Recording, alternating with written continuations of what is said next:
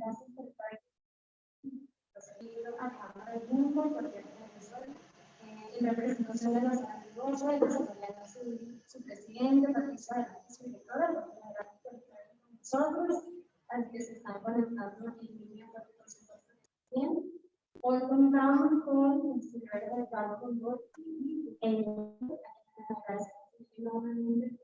por hacer esta presentación, dar estas palabras sobre esta publicación tan importante. Bueno, lo estamos haciendo justamente porque está actualmente online a través de Amazon. Tenemos, por supuesto, la representante de la Fundación Mendoza, que se encargó de la atención original, que va a palabras para introducir y hablar sobre la publicación. Muchas gracias. Bienvenidos todos los estados que están aquí. Para nosotros es un orgullo que nos acompañen en esta revisión del invitado por la Fundación. La Fundación Agustín Mendoza, ustedes saben que es una institución sin fines de lucro, fundada por el Estado, que fue en 2012 y se devolvió en 2012, con la intención de trabajar en Venezuela, dedicado al tema de arte, historia, literatura, pero también es un capítulo muy importante en el tema de la lectura, unos valores de productos de gran capacidad de crecimiento, como fue el maíz Pacote, el arroz mago. Una de las pasiones que tenía mi padre de Venezuela y que se conociera la historia de Venezuela, conociera lo que había sido los fundadores del país, lo que había creado, hicieron una serie de bibliotecas muy pequeñas, las tenemos como tarea pendiente de revelarla algún día, que son los líderes civiles de Venezuela, que han hecho un trabajo tan extraordinario a lo largo de este libro. Lo llevó con la Comité de Cultura. El Comité de Cultura estaba integrado por la gente más extraordinaria y más competente dedicado a la cultura en Venezuela. El director por Pedro Braz, con quien es una enorme amistad, Julio César López, también Guillermo Zuluaga, que fue muy importante de llevar adelante el libro, y además era un apasionado científico, conocedor del país, conocedor de la geografía venezolana, lo disfruté inmensamente. Juan Alfredo Pulpo, que fue un gran autor de París, ayudó en esa época al servicio audiovisual del Ministerio de Educación. Quería mencionarlo porque es muy especial. El hecho que he tenido ha sido permanente. Yo he leído el Humboldt, he leído el libro y me quedo asombrado de la tenacidad. Estuve preparado, formado en Alemania, una Venezuela, toda América. Estuvo un año y medio recorriendo el país, tomando nota de lo que pasaba, lo que se decía. Yo imagino, yo estaba en Caño, en los ríos, con un motor fuera de bordo recorriendo. ¿No te imaginas lo que sería el trabajo que hacía un motor fuera de bordo, lentamente, contra la corriente, subiendo los caños? Es un hombre de una tenacidad, tiene una fortuna realmente importante, porque este proyecto fue muy bien fondeado y le tuvo recursos para todo, y se podía haber regresado en cualquier momento, ¿no? A mí me parece que es un personaje fascinante y celebro muchísimo que la Fundación haya destacado con el libro de esta edición digital que hacemos. Tenemos mucha esperanza de que sea un camino extraordinario. Voy a darle la bienvenida a la doctora encargada, pues, por estar con nosotros. Natalia conoce la universidad, fue de 30 años, egresada de la universidad, es una persona que trabaja con una persona extraordinaria y lo hace con mucho amigo en situaciones que siempre son difíciles. Así que todos nos toca mucho de ello. Muchas gracias por estar aquí. Santiago, secretario del Consejo, bienvenido, que ha respetado casi con nosotros. quiero darle, antes de introducir a los doctorados, quiero hacer la mención en este trabajo que el puesto de Luisa Mariana Pulido de Sucre, mi sobrina, que me ha pedido a mí que sea el pitch hitter hoy para este programa muy importante, porque por los familiares tuvo que viajar unos días, ya regresa la semana que viene. Pero han hecho un equipo que han logrado mantener inteligentemente seguir haciendo labor porque que construye país. Les quiero dar las gracias a Edgar Mondolfi, es licenciado en Letras de la Universidad Central de Venezuela, es magíster en estudios institucionales en American University y doctor en Historia en la Universidad Católica. Es individuo del nombre de la Academia Nacional de Historia. Su trabajo ha explorado el género de la cosa, el ensayo, el estudio del carácter histórico. En la actualidad se desempeña como profesor de la Escuela de Estudios Liberales y del Diplomado en Proceso Histórico de la Universidad Metropolitana.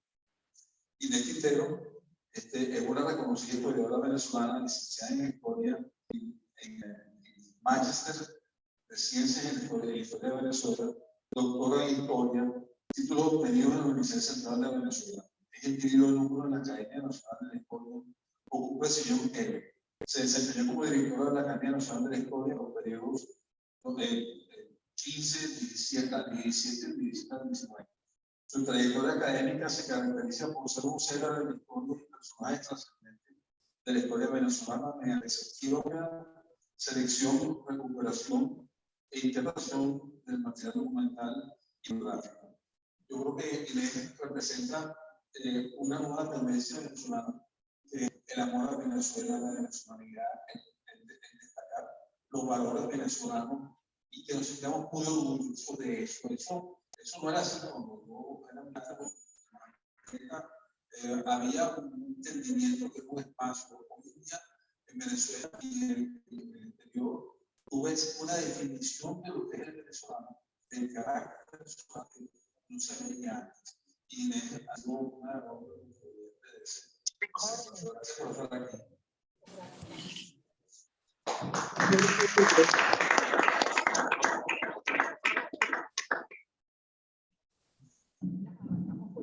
Sí, claro.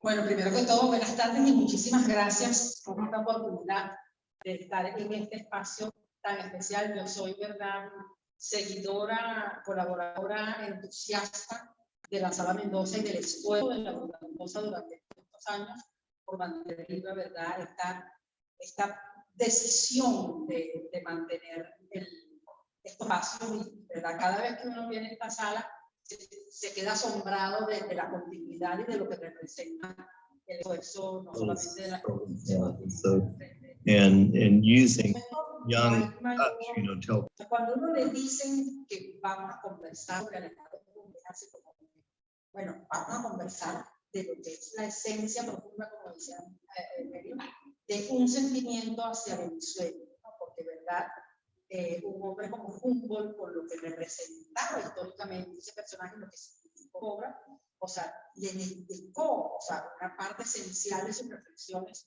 sensibilidad a este espacio, a esta geografía, no solamente el espacio de la geografía, sino ¿no? Así que yo saludo y celebro muy especialmente que la Mendoza haya decidido precisamente la reedición digital del libro que se hizo ya en el año 69, precisamente cuando se cumplían 200 años del nacimiento de Alemán Humboldt. Entonces, se haya retomado ahora, sí, parece que 50 años después, es sorprendente, ¿no? Que 50 años después se haya decidido, precisamente cuando se cumplen 240 años de la nación de Humboldt y también 220 años de su viaje a Venezuela, que son dos conmemoraciones que se suman a lo que significa esta conmemoración y este esfuerzo editorial. Y yo quiero insistir en lo que representa este esfuerzo editorial, porque claro, uno sabe lo que representaron, lo que representa la de Humboldt y el viaje a las referencias sociales del Nuevo Occidente, del Nuevo Mundo. Pero ese es un libro que, si bien todo el mundo sabe que existe, y bueno, no todo el mundo, sobre el cual hay un conocimiento efectivo de la importancia de esa obra, no ha sido accesible ni fácil de leer de manera masiva. Entonces, el hecho de que ese libro esté en digital y de una selección también cuidada como la que se hizo en esta edición, porque realmente la selección de textos que hizo Pedro Grases para esta edición es una selección muy amigable, muy fácil de leer, porque, bueno, está de alguna forma filtrada respecto a muchas de las anotaciones técnicas, las metodologías más científicas que forman parte de la edición original de la. Pero hay otra cosa que me parece importante de esta edición que tiene que ver con el trabajo curatorial que se hizo en esta ocasión, que es haber recuperado, o sea, y poner a lo que fue la traducción de Lisandro Alvarado, que fue la traducción que se hizo en Venezuela por primera vez de la edición original en francés. O sea, la edición original en francés se publicó en el siglo XIX y posteriormente se publicó una edición en español. Pero de acuerdo a los entendidos, esa edición en español que se había publicado en el siglo XIX, una edición muy larga, de forma tal que fue un venezolano que escribió sobre la obra de Humboldt, como fue Alvarado, quien hizo la traducción del francés de la edición de Humboldt.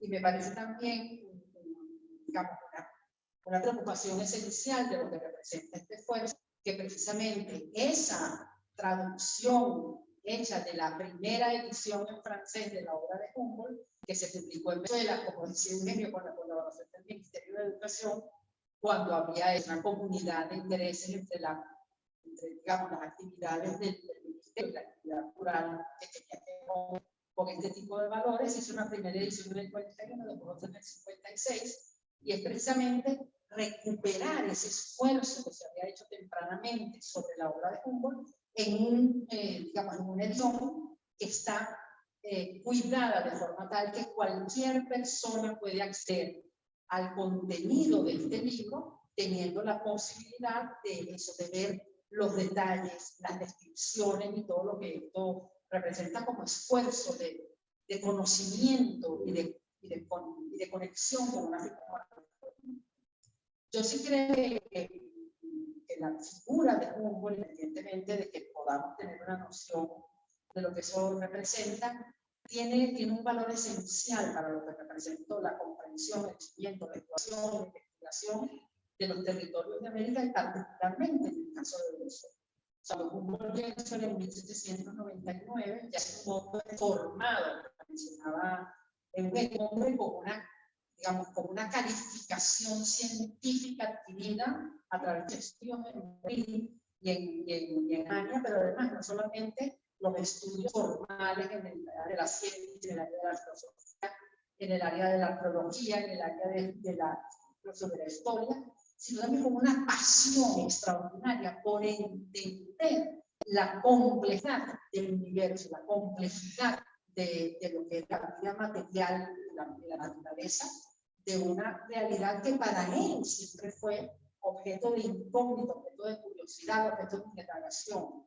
De forma que cuando Humboldt decide, o sea, ya él tenía como una convicción o como una resolución personal, existencial, científica, de que todas las reflexiones que habían surgido de lo que había sido sus estudios y sus indagaciones y sus exploraciones tenían que corroborarlas prácticamente. O sea, no había la posibilidad de contentarse o considerar que es suficiente las exploraciones y las indagaciones que habían hecho en Europa, sino que él estaba convencido de que era, o sea, necesario e inevitable contrastar toda esa concepción que tenía sobre la naturaleza y sobre la conformación de esa naturaleza, constatarla en la práctica. Y eso es lo que va a movilizar a Humboldt en relación a la historia. Había pensado en Egipto, o sea, ya era una condición y también contaba con un recurso que, por supuesto, uno pues era unos recursos económicos heredados de su madre que le permitieron hacer, o sea, que a esa ilusión, una convicción, pudiese hacerse real. La cosa que a mí me parece fascinante de toda esta historia de Humboldt es que, claro, él no tiene en el perímetro inmediato venir a América, ¿no? O sea, él va a ser producto de las circunstancias, de de los encuentros, de las casualidades, del azar, que termina conociendo a Bonpland en París, que va a España, que nació en Constantino, y que termina teniendo una relación con la Corte, que da cuenta que además que le otorgan un pasaporte de un enorme para viajar precisamente a las colonias del Imperio Español a hacer ese viaje de investigación científica. Y de hecho, cuando sale en su barco, el destino inicial no es precisamente Venezuela, sino producto también de una epidemia y de contingencias que no estaban en el programa, termina llegando a Venezuela y llega a la costa de Cumaná. Entonces, eso también forma parte de Cumaná y que haya tenido la posibilidad eso, de hacer el recorrido tan extraordinario que hizo por el territorio de Venezuela. Además, fue el lugar de América a donde más tiempo permaneció. Él estuvo aquí casi año y medio, fueron 16 meses. Entonces, cuando uno se da cuenta de lo que significó ese recorrido con los obstáculos, con las dificultades, con lo que era trasladarse por Venezuela en aquella época, estamos hablando de 1799 al año 1800, o sea que todavía no había ocurrido la independencia, había, bueno, unas condiciones, una dinámica de una situación totalmente distinta y que uno oye, ¿cómo tuvo que haber sido ese esfuerzo? Y que ese esfuerzo además está documentado en toda su narración, en todas las descripciones que hace. O sea, uno puede conocer a través de la obra de Humboldt y a través de estos maravillosos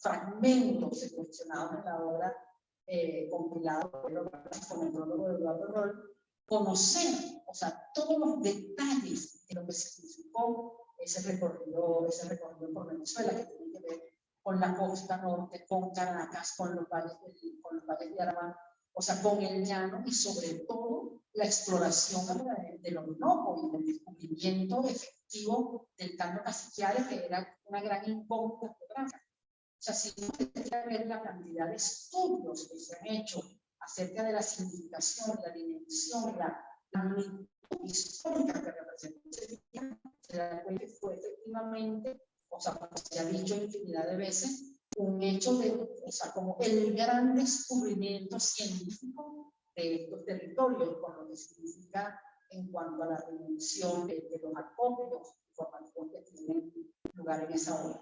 Pero no solamente está la obra de Humboldt, sino que generó la obra de Humboldt en los años posteriores, que despertó la curiosidad de otra cantidad de científicos, de naturalistas, de exploradores, que a partir de la lectura de la obra de Humboldt, y también instigados y favorecidos por él mismo mientras estuvo vivo y posteriormente, como consecuencia de los fondos que dejó para que se realizando, o sea, hubo cantidad de exploradores, naturalistas y científicos que pidieron a eso, o sea, a seguir, a darle continuidad al esfuerzo de lo que había representado la obra de Humboldt. De forma que cuando, o sea, volviendo a lo que decía al inicio, o sea, que este es un libro que permite conocer de vía directa la situación, la profundidad, la magnitud de lo que representó un esfuerzo investigativo y al mismo tiempo divulgador de la obra de Humboldt. A mí me llama mucho la atención también que de los estudios que se han hecho en los últimos años se han podido ver sus testimonios, sus diarios, su correspondencia, que también ofrecen una riqueza extraordinaria más allá de lo que significó la obra de Diego de la Humanidad Financiera. Hay un trabajo que hizo Michael Seusker, un historiador alemán que se ha dedicado a la obra de Humboldt, a partir de la correspondencia, hace la lista de todas las personas que Humboldt visitó y conoció durante su viaje a Venezuela. Y, o sea, me imagino lo que debe haber sido el centro de la sociedad caraqueña al tener a Humboldt entre ellos, porque se reunió eso, con toda la aristocracia criolla, o sea, con los hermanos Oro, con los hermanos Vivar, con los hermanos Tobar, con los Montillos, o sea, todos los hombres que posteriormente serían los constructores de la República y los fundadores de la nación. Así que es verdad, a mí me parece que el testimonio de Humboldt, que lo que representa la obra de Humboldt, que seguramente ahorita Edgardo va a ampliar en lo que representó su significación científica y su significación también humana, o sea, nunca pierde vigencia. O sea, yo creo que leer a Humboldt significa no solamente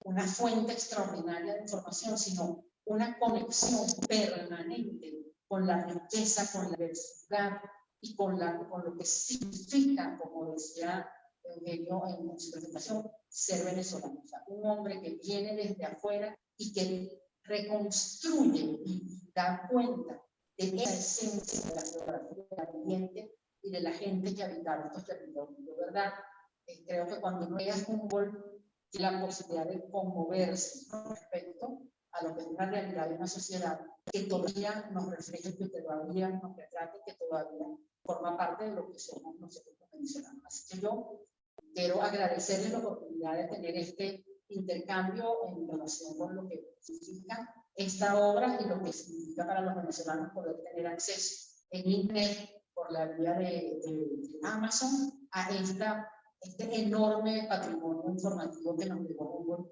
en su viaje por Venezuela. Así que bueno, vamos a seguir conversando, pero le cedo la palabra de Ana para que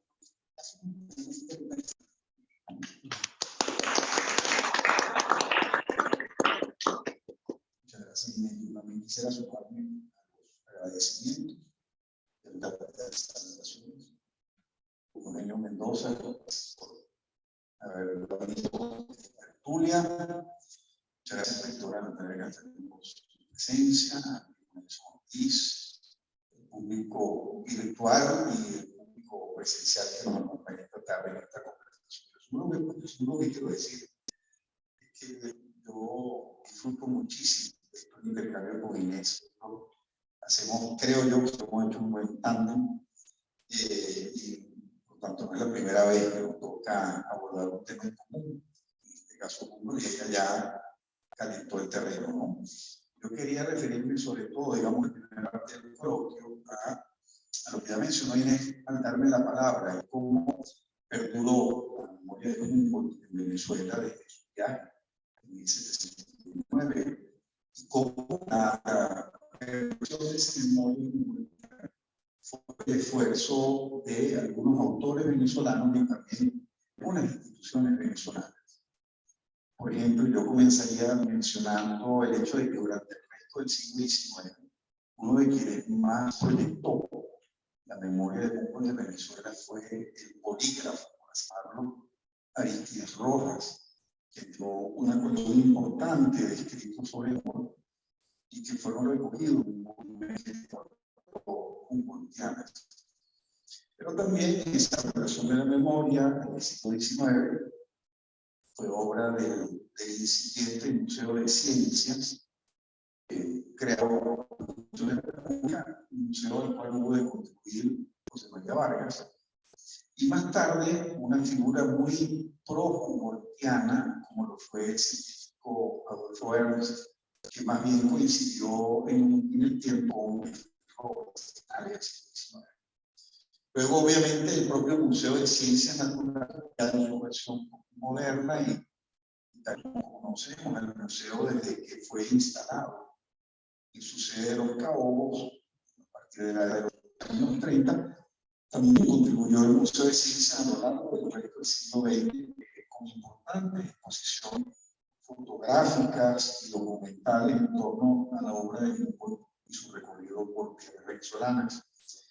Y quizá que esto que acabo de decir sirva de reconocimiento al herpetólogo, es decir, el especialista en serpientes, que fue Abel Ramón Lancini, que fue durante muchísimos años director del Museo de Ciencias Naturales y que contribuyó a la memoria de Humboldt a través de una serie de escritos acerca de la vida de Humboldt en Venezuela, publicados por esa formidable colección de Lagomén, cuando las filiales petroleras nuestras, intensa labor.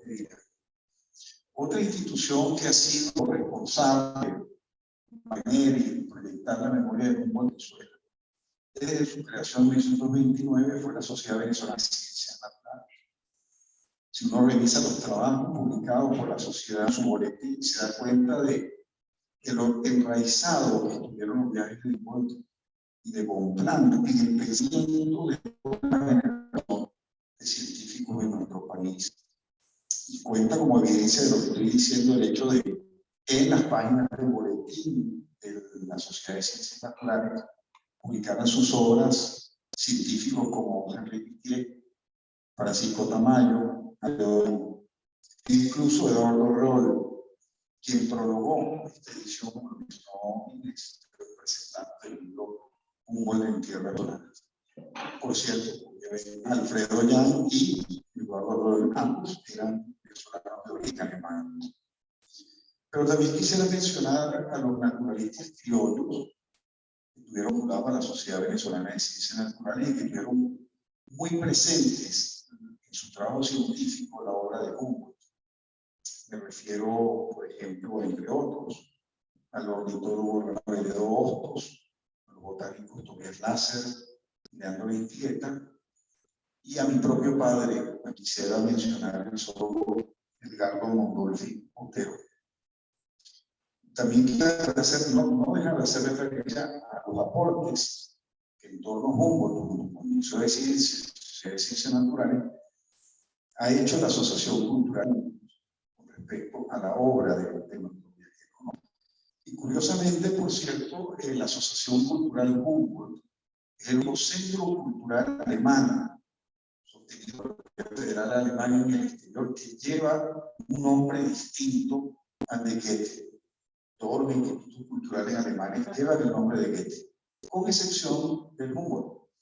Y eso tiene una explicación. Es muy probable que en un momento cuando se funda la Asociación Cultural en 1949, cuando todo el manto era visto con recelo y antipatía, los fundadores de la Asociación Cultural Humboldt se inclinaron, y creo que con toda razón en ese momento, a rendir homenaje a un alemán como Humboldt, tal cual ningún otro le ha dejado un legado similar a eso en nuestro país. Que esa asociación llevase el nombre de Humboldt es prueba, a mi juicio, del reconocimiento de que Alemania en 1949 era una Alemania distinta a la que había quedado atrás, con el mal recuerdo de la guerra. Y la idea era precisamente proyectar la imagen de Humboldt como quien situó a Venezuela en el mapa de la geografía moderna y como quien propulsó el estudio y el mundo científico a partir de su larga residencia en Venezuela. Yo creo que ahí hubo un propósito muy expreso de tratar de poner muy de el nombre de Humboldt en ese momento en el que el país ni siquiera tenía relaciones diplomáticas con Alemania, las cuales habían de ser restablecidas en 1951. Y concluyo esta parte diciendo que la propia Fundación Mendoza también este esfuerzo, ha contribuido este esfuerzo divulgativo en torno a Humboldt al editar, yo lo menciono por primera vez, en 1969, y bajo la selección del bibliógrafo Pedro Gracias, cuyo nombre lleva la biblioteca de nuestra universidad, este libro yo propósito de los fragmentos que hemos escogido para comentarles a ustedes. Pero también, y ya lo mencionó Eugenio, yo lo traía apuntado, la Fundación Eugenio Mendoza publicó una serie de biografías escolares, una espectacular colección de pequeñas biografías que llevaba por nombre Colección Biografía de la Fundación Eugenio Mendoza. Allí hay una biografía sagrada a Humboldt que estuvo a cargo de él y conocido por el escritor Miguel Acosta Sáenz. Bueno, vamos revelando curiosidades. Voy a entrar en otro capítulo, aparte muy brevemente, sobre el otro aspecto que quiso Inés que abordara, que es un poco la relación de Humboldt con que iba a encontrarse. Y es el hecho de que, obviamente, ya lo mencioné, el desarrollo de las ciencias naturales en Venezuela, desde sus inicios, el siglo XIX, va a tener una muy firme base humboldtiana con importantes seguidores en el siglo XX, como también lo referí. Y creo que en todo caso los aportes que hizo Humboldt al conocimiento de la geografía venezolana y a la catalogación que hizo de nuevas especies de fauna y de flora, llevaron a Humboldt a hacer de esta manera que como recolector, decía Inés, en ese empeño de poner en efecto un conocimiento práctico de lo adquirido en Alemania, el hecho de que Humboldt, insisto, como recolector de ese conocimiento tan amplio de especies, concluyó, una vez que regresara a Europa, abrirle espacio con una misión de carácter interdisciplinario al conocimiento científico. Humboldt hizo una recolección de alrededor de 6.000 ejemplares entre reptiles, aves, quelonios y pequeños mamíferos. Imagínense ustedes lo que debe sido poder transportar a Europa este muestrario. Y sobre todo porque el propio Humboldt menciona en esa selección cómo varias de las colecciones se perdieron porque sobró la piragua, y desaparecieron otras que traían a bordo y que tuvieron que recolectar, unas que no pudieron volver a recolectar. De modo que sin Humboldt no podría comprenderse la relevancia que dentro del pensamiento científico del siglo XIX va a tener Charles Darwin, que iba a ser precisamente un gran heredero de lo que significó justamente ese empeño de sistematización y de darle un carácter interdisciplinario al conocimiento científico. Algo que mencionó Inés, y quisiera agregarlo yo también, es el excepcional privilegio que tuvo Humboldt de poder visitar la geografía americana, la América española, valido o prevalido de ese amplio pasaporte que le expidiera la corte borbónica, porque España obviamente actuaba de manera muy celosa y naturalmente se entiende, era muy celosa con respecto a lo que otras veces dicen de mar del conocimiento de las reservas naturales del continente americano. De modo que realmente eso coloca a Humboldt dentro de un rol muy excepcional de permisos para recorrer regiones. Otro viajero importante que tuvo un privilegio similar fue Peter Lofgren, un sueco botánico que por ser murió aquí. No pudo cumplir su travesía, murió en Venezuela. Pero en todo caso, eso es realmente un dato interesante, a lo cual agregaría, ya que Inés hizo mención al presentar el recorrido por el Caciquiare y poder develar, como dijo Inés, el misterio de lo que iba a significar el brazo así, que si bien la corte española, la corte borbónica, especialmente la corte de Carlos IV, había promovido una serie de expediciones cartográficas importantes españolas, ninguno había llegado hasta lo que iba a significar el recorrido borbónico, el Caciquiare biónico. ¿De acuerdo? Para no extenderme demasiado, quiero nada más agregar esto.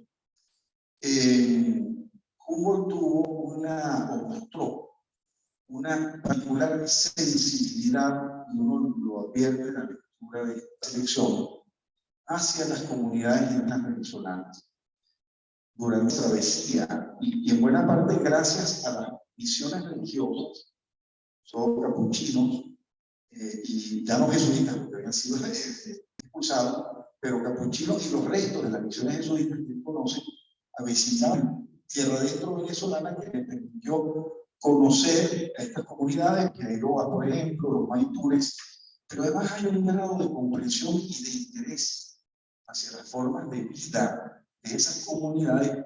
Cuando uno lea Humboldt, contrasta de manera notable con otros viajeros que tienen ese sentido de superioridad cultural y racial que uno ve en otros viajeros. En Humboldt uno más bien se ve ante una sensibilidad muy moderna, con yo quiero dejar un momento precioso sobre eso si alcanza a sentir. Y lo ultimísimo que quisiera para entrar en nuestra segunda parte, es que aparte de un científico más acostumbrado, también hay un Humboldt de la política.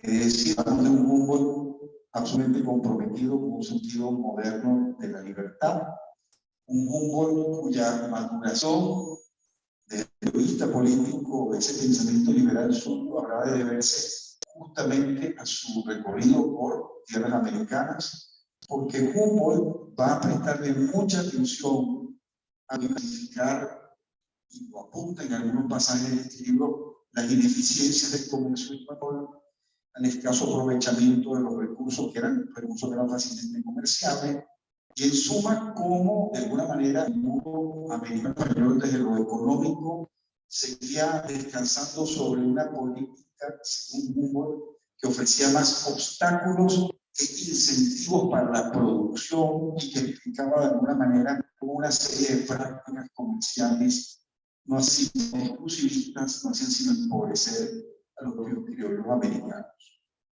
Esto es interesante porque habla especialmente de otro libro que fue resultado en Llagas, no es de las regiones, no es de las regiones industriales, sino el ensayo político sobre la Nueva España, que formó parte de su viaje porque evidentemente una de las escalas de Humboldt fue México, como importante capítulo recorrido por la América Española.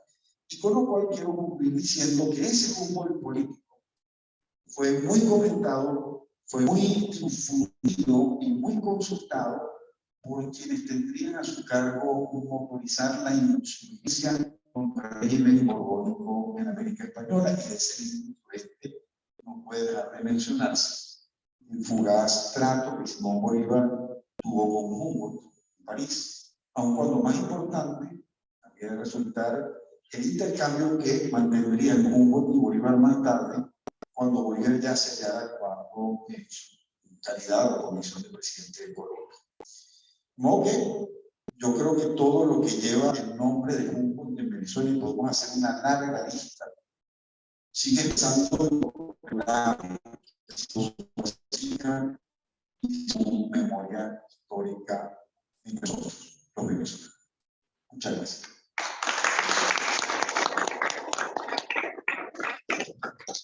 Tenemos una segunda parte del show.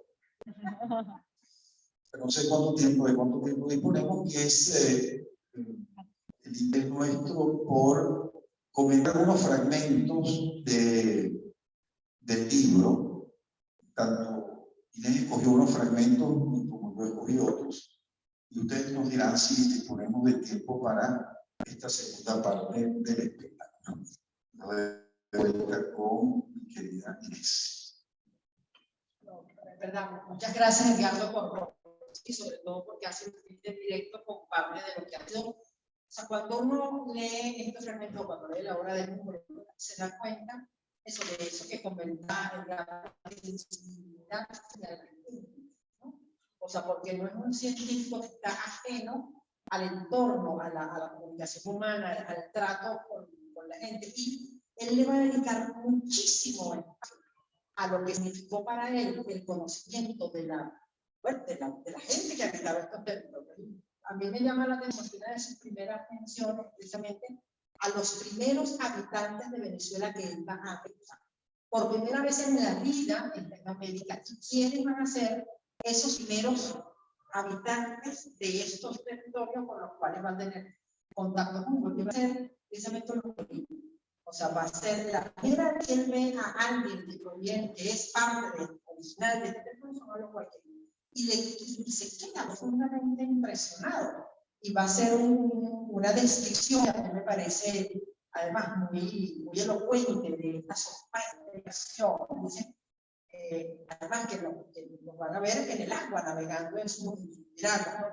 Estas piraguas, como todas aquellas que se sirven los indígenas, estaban hechas de un tronco enterizo de árbol. Y en cada una de ellas había 18 indios guayqueríes, desnudos, cintura arriba y de cuerpo sencillo.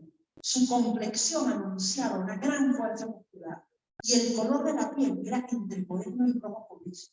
De verlos a lo lejos, inmóviles en su actitud y destacados sobre el horizonte, se les hubiera llamado por estatuas de bronce. Este aspecto nos impresionó tanto más cuando no se correspondía a la idea que le habíamos formado por las relaciones mundiales y de los rasgos característicos y de la suma debilidad de estos naturales. Su primer efecto, impacto, y lo va a manifestar, por ejemplo, es de dónde salieron estos, pues a esta maravilla que parece que no hay relación, lo mencionaba Edgardo, de distancia, de desprecio, de superioridad, sino más bien de asombro y de admiración por lo que es la contextura y la comprensión física. Y posteriormente también va a ser, bueno, las descripciones sobre los temas indígenas, sobre las prácticas indígenas y sobre todo esta comunidad es abundantísima, pero a mí me parecieron muy especiales la descripción física, porque es una descripción que habla del interés por la gente, del interés por las personas. Después, cuando están en el Orinoco profundo, ¿no? Va a ser una reflexión similar a la que hace sobre los Guayqueríes, sobre los caribes, ¿no? Porque también eso, los caribes del Orinoco, dice, estos caribes son hombres de una estatura casi atlética, y parecieron mucho más altos que los indios que hasta entonces, sus cabellos lisos y espesos, cortados sobre la frente como los relojitos, sus cejas pintadas de negro, su mirada sombría a la vez que viva, dan a su fisonomía una expresión de naturaleza extraordinaria. Como habíamos visto hasta entonces, sino los cráneos de algunos caribes de las Antillas conservados en los gabinetes de Europa, quedamos sorprendidos al encontrar en estos indios que eran de raza pura, la frente mucho más convexa de lo que se nos había pintado.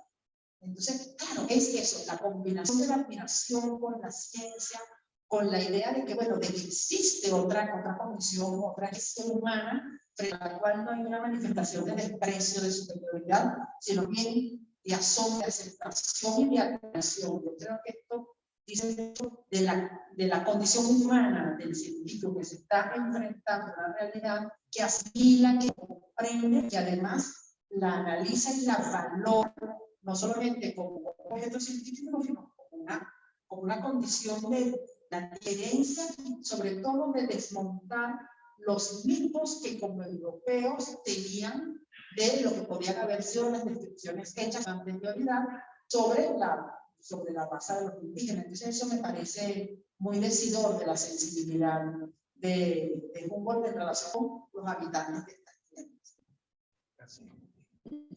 Con anterioridad y con posteridad, y con posterioridad, porque también uno lee otros viajeros del siglo XIX, ese tono determinista, ese tono de disminuir la presencia del indio, ser una raza inferior, es impresionante la moderna en esa apreciación que hace ahora. Yo tengo más bien un pasaje jocoso y tiene que ver con algo muy alemán, que es el amor de los alemanes por la vegetación. Frente al prejuicio ibérico hacia la vegetación, es decir, la indiferencia del español hacia cualquier árbol o pájaro, y dice que no es humana, prefiriendo los habitantes humanos a la frescura del aspecto de la vegetación. Casi no conocen otro paseo que el de la playa grande. A quienes pueden no gustar de los árboles y del canto de los pájaros, han transportado sus altos y precios a estas colonias.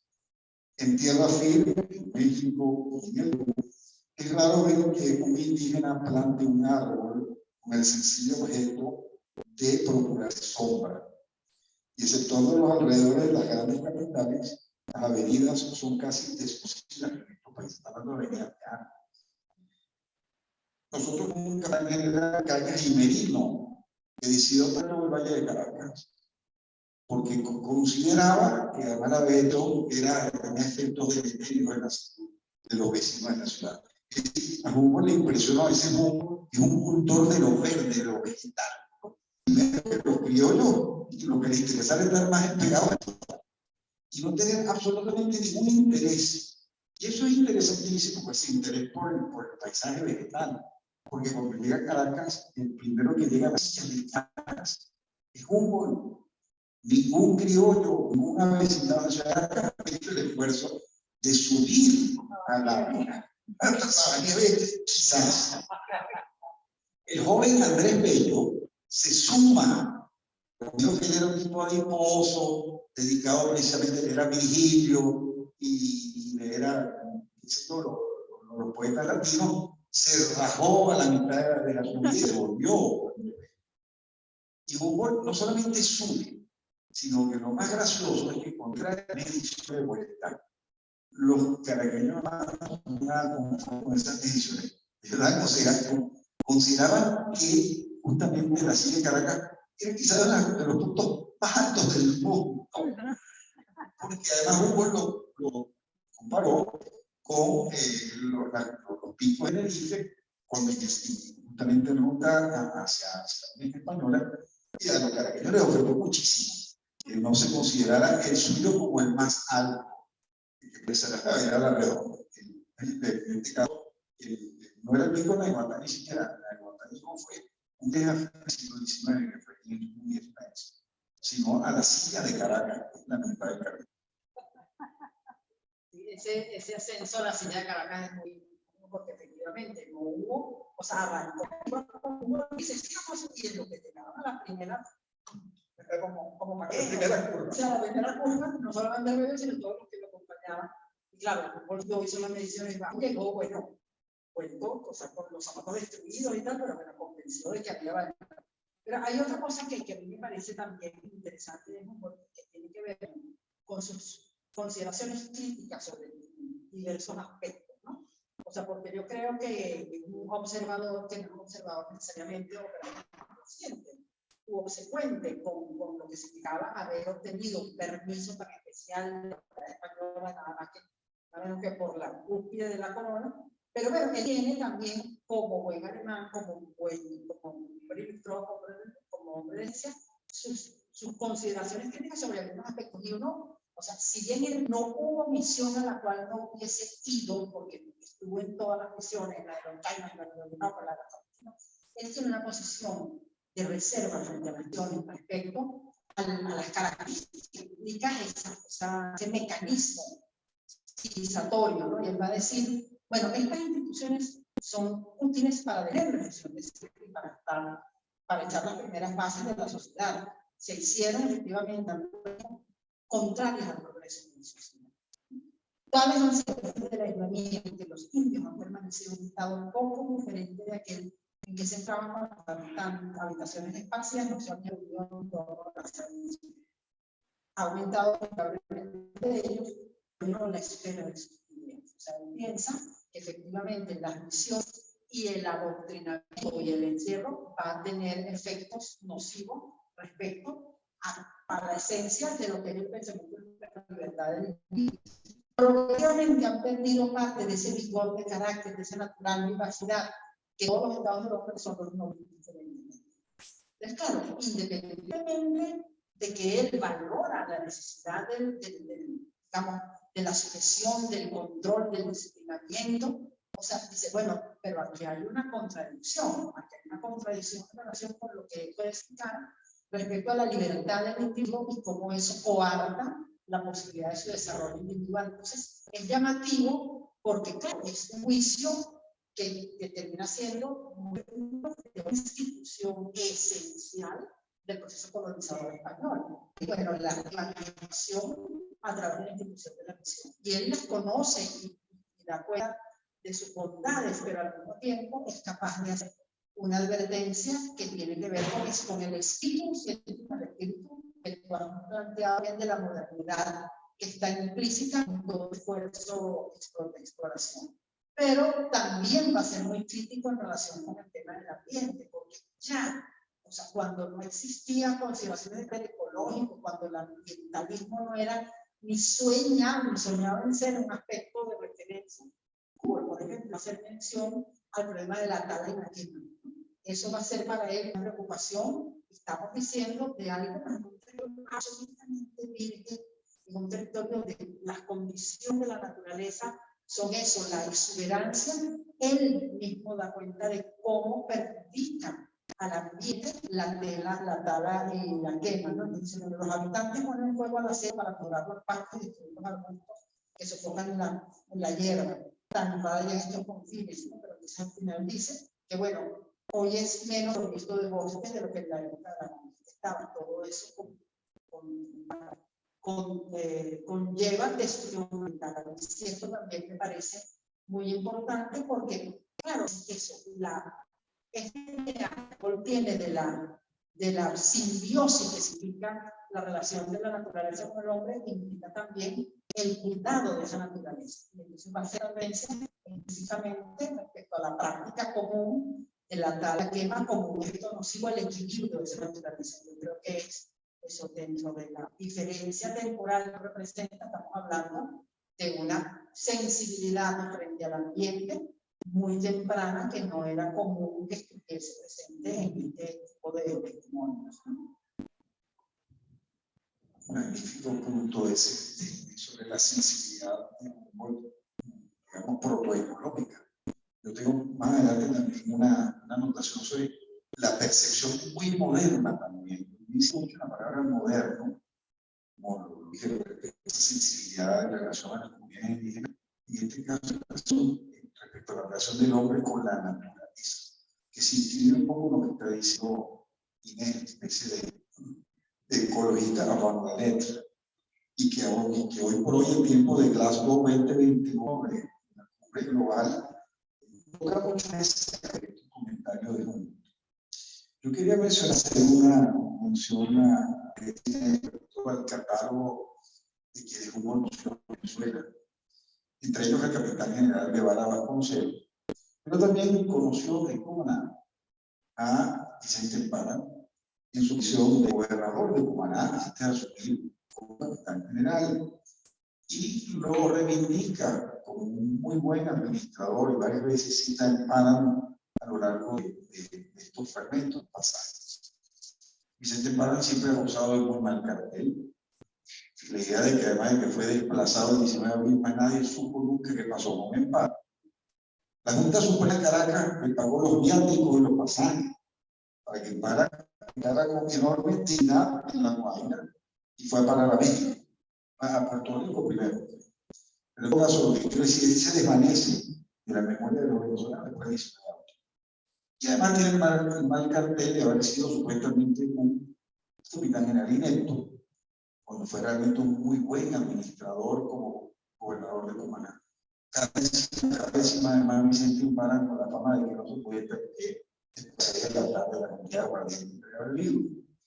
No, que es un poco como el Pepe en España, que fue un muy buen administrador, lo que fue la España Josefina, y dejó una obra importante en España ocupada, pero una Josefina, parte de colgaron el pensamiento de que Pepe iba a estar en un momento difícil, y no lo era. Y dice, bueno, a propósito de esta labor como administrador de la cuspa, bastante común en los alrededores de Cumaná, está dando un producto, o sea, una especie de letal, quiero decir. Es un árbol desconocido todavía por parte de los botánicos en Europa. Y desde 1797 se ha hecho célebre la cuspa con el nombre de quina, o quina de la Nueva Revolución. La cuspa se administra con mayor éxito en extractos alcohólicos o en infusiones acuosas, tanto para las fiebres intermitentes como para las fiebres continuas. El señor Empar, gobernador de Cumaná, envió una cantidad considerable de quina o de cuspa a los médicos de Cádiz, y se informes dados a poco por Pedro Franco, boticario del Hospital Militar de Cumaná, la cuspa se ha hallado en Europa ser casi tan buena como la quina de Santa Fe. Es decir, el gobernador de Cumaná, entre otras cosas, pues se puede mandar un muestrario de este producto vegetal que podría servir precisamente para la cura de fiebres tercianas, etcétera, etcétera. De modo que hay varios pasajes, jovencito, que reivindican la figura tan vilipendiada, vapuleada por la memoria de los venezolanos, fue Vicente Parra. Todavía tenemos tiempo. Muy bien. No, es que hay otra cosa. Hablaba Edgardo de que Humboldt no fue indiferente a la política. Efectivamente. Claro, hay una cosa que es importante tener en cuenta, que Humboldt viene en 1699, arrancó la independencia, pero escribe el libro en pleno furor de independencia. Entonces, claro, es un diálogo con el momento en el que él vive y lo que va a ser el desenlace posterior de los hechos. Entonces, claro, su lectura de la condición política del momento en el que él vino va a estar muy intervenida por lo que fueron efectivamente los desenlaces políticos que ocurrieron en todas las colonias, en todos los territorios panamericanos después de esta visita. Pero él llega en 1799, en diciembre, julio, perdón, y claro, está muy reciente cuando venía llegó a España. Por tanto, un estremecimiento importante respecto a lo que significaba la estabilidad de la conquista en América, que no fue, o sea, fue independientemente de que hubiese sido revelada, de que tuvo las consecuencias, fue realmente un hecho de alto contenido revolucionario, a donde además estaban involucrados figuras que habían estado en España, que eran unos prisioneros liberales españoles, como la misma de otro pedazo. Pero él no va a dejar de mencionar, volviendo al caso de que sabemos que viene con el aporte borbónico y de que está aquí, pero que cuando escribe ya está en el proceso de la independencia andando, y él va a hacer en particular sobre el proceso de España, haciendo ver que ya para entonces había una condición que estaba manejando en la sociedad hispanoamericana, producto de lo que era la relación de España con sus colonias. Entonces, él va a decir eso, que desde el año 1797 ha ocurrido una revolución en la izquierda, cuyas consecuencias habrían sido a la larga tan funestas para la metrópoli si el imperio hubiera continuado lastimando todos los intereses, contrariando todas las cosas. Vemos otra vez una acción crítica respecto a la política de la monarquía en relación con su colonia. En las guerras de las colonias, tanto como en casi todas las conmociones populares, hay un momento en que los gobiernos, cuando no están claros acerca del curso de las cosas humanas, pueden, mediante una moderación prudente y la previsión, restablecer el equilibrio y comprar tormenta. O sea, básicamente lo que está manifestando Humboldt ya luego de que arrancó la independencia es que fue producto de la política de España lo que condujo a que finalmente las colonias hubiesen avanzado en dirección a la independencia. O sea, que es eso, una mirada, de nuevo estamos frente a lo moderno, es decir, las colonias en la medida en que se va gestando un proyecto, un proceso digamos, de incomodidad, de malestar, de tensión, inevitablemente a generar revoluciones y rupturas.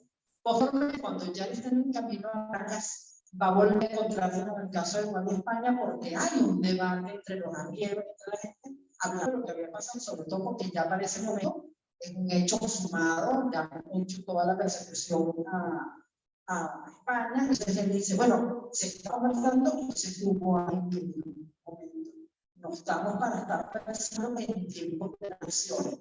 Que están atentos, digamos, a la sensibilidad y a la condición en la cual está en Venezuela, en ese momento en el que está realizando el viaje, ya hizo reflexión a posteriori de lo que podía haber significado las relaciones de América con la región, como eso, como las carencias de la política que debió haber asumido España para contener el desenlace de un mundo. Estamos otra vez frente a una mirada moderna y de lo que pudo haber sido las causas que originaron ese proceso que determinó, bueno, posteriormente la independencia definitiva de la provincia de Panamá. Tengo entendido que su regreso a Europa es entrevistado con Jefferson. Sí. Las ideas liberales de Jefferson, la Constitución americana, la desarrolló de una manera muy amplia. Sí, totalmente. La parte política. Sí, sí. Sí. Por eso es, no sé cómo la gente habla del científico, pero no hay que recorrer la Nueva España, Jefferson, y que publicó ese libro sobre la Nueva España que generó muchísima discusión en Londres, porque luego William Walton, que vamos a hacer en la academia, que yo traduje en inglés, está lleno de referencia a ese libro sobre el tema del comercio español, las funciones al comercio, los obstáculos, etcétera, etcétera. Muy cierto lo que dice. Y para hablar lo que dice Inés, si uno cuando lee el pasaje referido a su estadía en Caracas, uno siente que Humboldt percibía un clima de recelo a propósito de lo ocurrido con Uruguay y España. De hecho, él menciona el hecho de que los blancos caraqueños estaban muy recelosos frente a lo mismo, por no saber de las implicaciones que había tenido este pronunciamiento. Me tocó un fragmento a mí, y este fue el que yo escogí. Humboldt, estando en Venezuela, no podía ser a salvo de un atraco. Voy a describir el atraco del cual fueron víctimas él y Bonpland. Permanecimos en Cumaná, la navegación que debíamos emprender sobre el río Orinoco exigió género de preparativos. Pero poco faltó para que un accidente funesto me obligase a renunciar al viaje al Orinoco. Fuimos como de costumbre a la orilla del Golfo para tomar fresco y observar el instante de la pleamar. Eran las 8 de la noche y aún no soplaba brisa. El cielo estaba nublado y durante una calma chicha sin calor excesivo. Atravesamos la playa, pero oí andar de mí a alguien. Y al volverme vi a un hombre de alta estatura, con los zambos y desnudo de la cintura para arriba. Casi sobre mi cabeza tenía una macana. Grueso garrón de madera de palmera, engrosado hacia la punta, forma de masa. Evité el golpe, saltando a la izquierda. Un plan que caminaba a mi derecha fue menos feliz. Había recibido el sambo después que yo, y recibió por encima de la sien un golpe que dio por tierra. Nos hallábamos solos, sin armas, a media legua de lo habitado. El sambo, en vez de atacarme de nuevo, se apartó para coger el sombrero del señor Plan. El sambo sacó de su bolsillo un largo cuchillo. Y en esta lucha desigual hubiéramos sido indudablemente heridos a no haber venido en nuestro auxilio unos comerciantes picaínos que tomaban el fresco en la playa. Al verse el sambo cercado, no pensó en detenerse, logró escaparse otra vez, y habiéndolo seguido por largo rato a la carrera, se arrojó como cansado en una vaquería donde finalmente se dejó llevar tranquilamente a la casa. Al señor Bonpland el macanazo le había alcanzado hasta la coronilla y le afectó por 2 o 3 meses. Inclinándose para recoger plantas, le dio varias veces un desvanecimiento que nos hizo temer no se hubiese formado un derrame interno. Felizmente no eran fundados nuestros temores y los síntomas al principio tan alarmantes desaparecieron poco a poco. Así que el macanazo de Bonpland pudo haber dejado al botanista de la expedición fuera de combate. Sigue iniciando la expedición humana. Y si el macanazo hubiese tenido peores efectos, hubiese causado un derrame interno, pues evidentemente o Humboldt habría dejado de contar con Bonpland, o Bonpland no habría sido capaz de recolectar el número de especies botánicas que llevó de vuelta. Bueno, que fue lo que logró agarrar. El sambo. Le robó la cartera.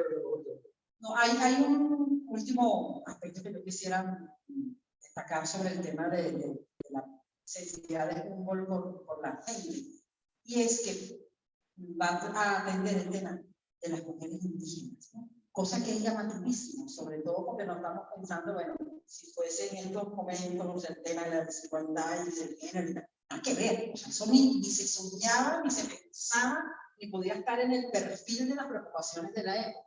No obstante, para Humboldt es motivo de alarma, de preocupación, incluso incorporar a sus anotaciones la desigualdad y las condiciones de subsistencia en las cuales vivían las mujeres indígenas en el Orinoco.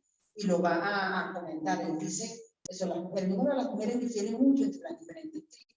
Es mucho más grande entre los caribes y entre todas las naciones que han conservado por largo tiempo el hábito de matar a las jóvenes de las poblaciones cercanas. ¿Cómo hablar de felicidad doméstica en una asociación tan desigual? Las mujeres viven en una especie de esclavitud como entre la mayor parte de las naciones embrutecidas. Como los maridos gozan del poder absoluto, ninguna queja se hace oír en su presencia. Reina una tranquilidad aparente en la casa, y las mujeres se apresuran todas a prevenir los deseos de un amo y tosco. Cuidan indistintamente a sus propios hijos y a de sus rivales, ¿no? O sea, que eso, que haya, o sea, que no parece que tiene un juicio, que tiene una consideración en relación con lo que significa la condición de la mujer indígena y lo que eso representa como un espacio digamos, de ilusión dentro de la vida doméstica. Y de también va a plantear que cuando los misioneros trataron de imponer la monogamia, entonces todavía fue más complejo porque eran esas familias mecánicas a donde las mujeres quedaban desatendidas o desasistidas cuando los misioneros imponían a los hombres que tuviesen que escoger a una de sus mujeres como una mujer, ¿no? Entonces, claro, eso determinaba que ya no solamente la sujeción y el horror en el cual se encontraban las mujeres en estas sociedades, inclusive, o sea, exponencialmente problematizado, porque entonces estaban estas mujeres del auxilio digamos, de la figura masculina, ¿no? Entonces también eso me parece como un aspecto muy, muy especial, porque no es un tampoco advertirlo con esa forma crítica de presentarlo, porque en muchos casos uno puede ver el registro de la vida cotidiana de las comunidades indígenas a donde hay esa desigualdad, pero como algo, como una descripción normal. En este caso, lo que está planteando Humboldt es que eso no representa digamos, una condición de vida doméstica razonable, sino que tiene que ver eso con violencia, con sujeción y con desigualdad. Creo que eso dice mucho de la condición moderna y sensible. No es como en la época del siglo XIX, incluso bastante avanzada la educación, o sea, porque no es la consideración acerca de la mujer un tema que esté presente incluso entre los ilustrados del siglo XVIII y XIX. O sea, eso no está en el registro. Son excepcionales, o sea, pero no pone Voltaire, Rousseau, los personajes, nada que ver con el tema de la consideración acerca del tema de la mujer. Una pregunta para ti. ¿Hay dudas de su orientación sexual? ¿Tú como historiadora qué crees? ¿Qué evidencia tienes? Mira, yo creo que son claros los términos en relación con... No, en lo absoluto, con su... Bueno, yo sí me digo que No, con su, digamos, él tuvo siempre amigos muy cercanos. De hecho, cuando todo el viaje con Bonpland y posteriormente cuando va a Ecuador, él hace todo el viaje o sea, y hay descripción en su diario que compartían la misma habitación, ¿no? Y que tenían ese trato muy próximo. A mí me llamó mucho la atención porque en la biografía de esta autora que ha sido un bestseller extraordinario, Andrea Wolf. Claro, pero fíjate tú que ella, a mí me llamó mucho la atención porque ella evade, pero totalmente. Yo, mira, no, pero es que ni siquiera ella le pasa por encima de mucho, bueno, eso está allí, pero no se compromete ni establece además, en estos tiempos, la biógrafa puede perfectamente hacer consideración abierta sobre la sexualidad de Humboldt, porque efectivamente en su diario, en sus testimonios, en las descripciones, sobre todo con la vinculación con Montúfar, bueno, él lo conoce y se mantiene para arriba abajo con su Montúfar durante todo el viaje, y comparten y conviven, y bueno, y con Bonpland, por supuesto, es exactamente lo mismo. Entonces yo creo que hay como de alguna forma una pacatería respecto a no admitir, bueno, la condición de una sexualidad que no es la que se registra normalmente entre hombre y una mujer, por decirlo de alguna forma, ¿no? Pero sí, efectivamente, yo creo que era el liberal en su trato en su sexualidad. Un producto del siglo de la luz. También. Esta queda toda sola. No sé si me responde a mí responder algo, intentarlo. Sí, un libro de biografía, porque entiendo que es una muy buena biografía. Algunas cosas tengo mi diferencia, pero con teoría. Claro, así que no, preciosa, una biografía extraordinaria. Yo hice todo mi bachillerato en el colegio alemán, en el colegio Hugo. Y alguien que es mi compadre hoy por hoy, José Ignacio Hugo, ingeniero de aula, íntimo, llegó un día que veo como en los Guinness, los homosexuales más de la historia, empezaron a reír. Un muchacho de segundo año me colegio, ese varón de homosexual. Y casi le pregunto a mi papá, que era un gran volteano, papá, si es cierto que un hombre homosexual, para no comprometer mucho la respuesta, me dijo, era misógino. Claro, un poco lo que dice Inés, el hecho de más, son viajes, imagínense, la aventura de meterse hasta el acto y no con quien, sino con otro varón. Ahora, evidentemente, probablemente, si lo dice Inés, una relación muy liberal, muy moderna con respecto a Bonpland como su compañero de viaje. De hecho, fueron indicios, porque es imposible no entender este viaje sin Bonpland. O sea, Bonpland fue el brazo derecho de Humboldt en lo que se refirió toda esa labor de recolecciones como botanista, además, porque Humboldt estaba más inclinado en la parte de la recolección de especies mamíferas y de aves, quelonios y demás, y en cambio Bonpland realmente tenía lo botánico en la expedición. Valeria, no sé cuánto nos quedan, si unos minutos más. ¿Pueden cerrar? Sí, Para cerrar. y las preguntas si quieren.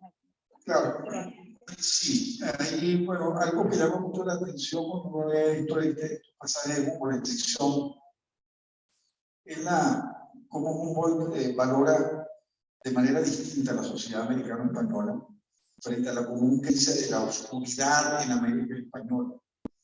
Cada rato registra testimonio de haber topado con alguien, por ejemplo, en calabozo o en la misión capuchina en Caribe, que otro venía por cárcel, libros que Humboldt no había imaginado, o tratados de química, en fin, o sea, de manera frente al supuesto oscurantismo del régimen americano, pues se encuentra con evidentemente leída y avesada en libros que realmente no esperaba encontrar.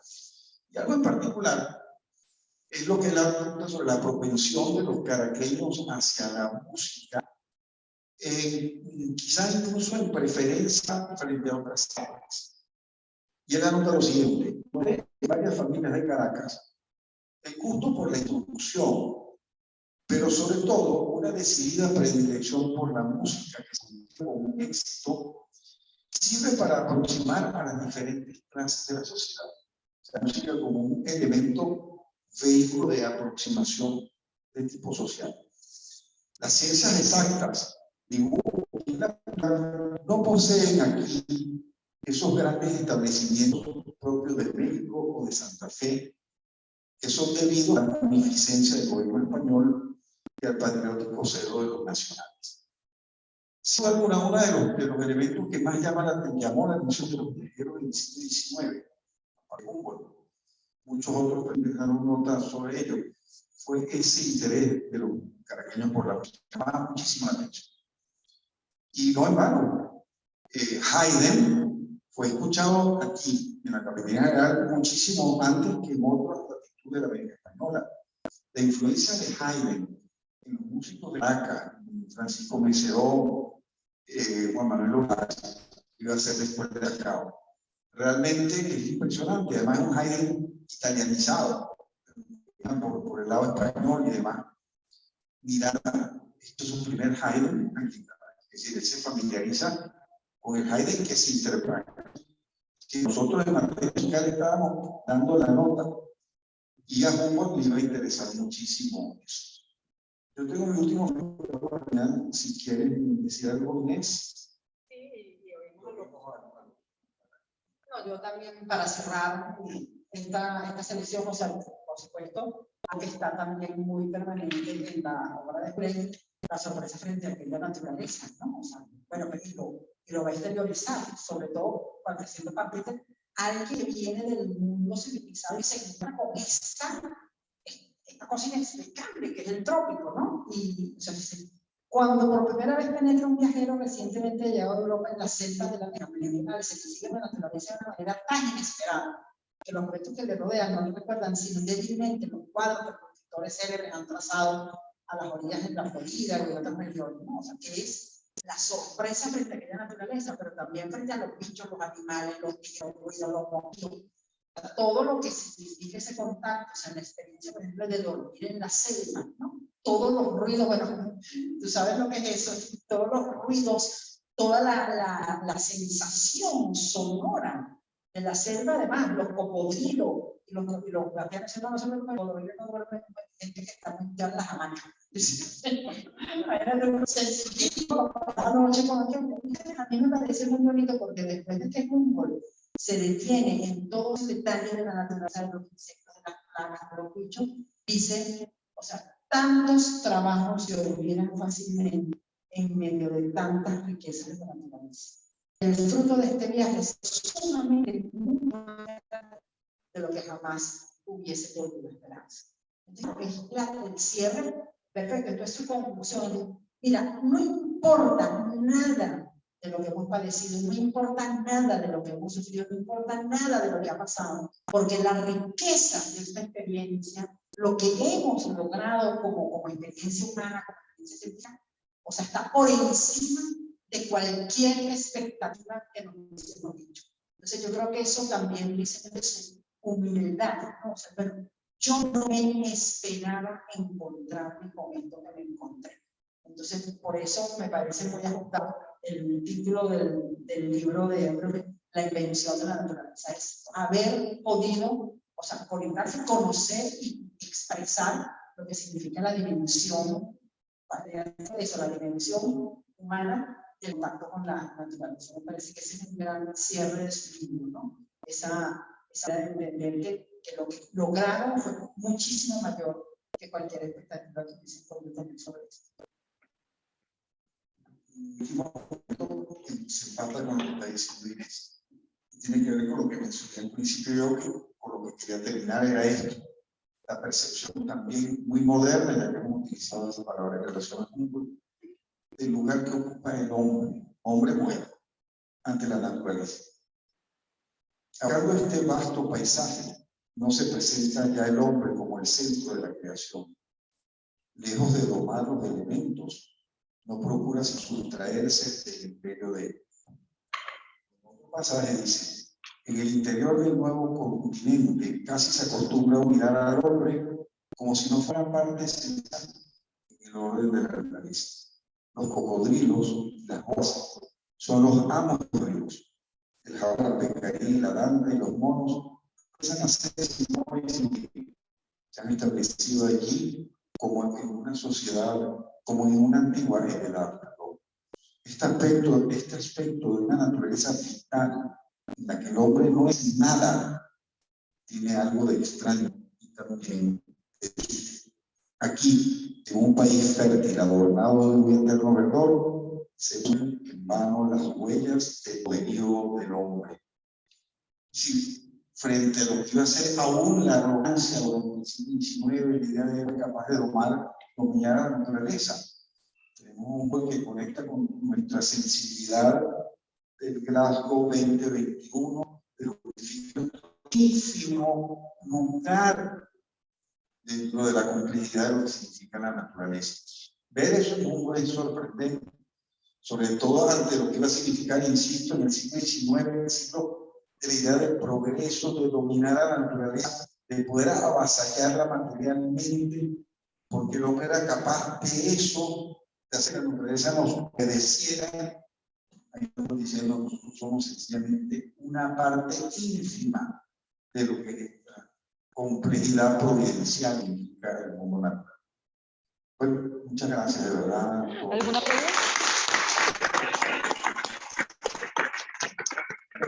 Gracias a todos, a la familia, a todos nosotros. Muchísimas gracias por este evento tan extraordinario, tan interesante, tan agradable.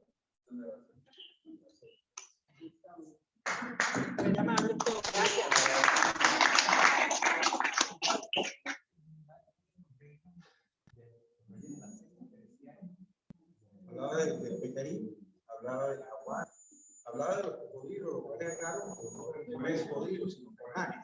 Pero ahora como cocodrilos, me imagino, como para referirse a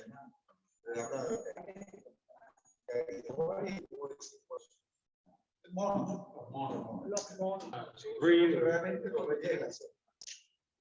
Y bueno, muchas gracias. Sorprendiera que debía haber un mínimo de investigación antes de. Sí, claro, yo siempre hago Con el tiro, sí.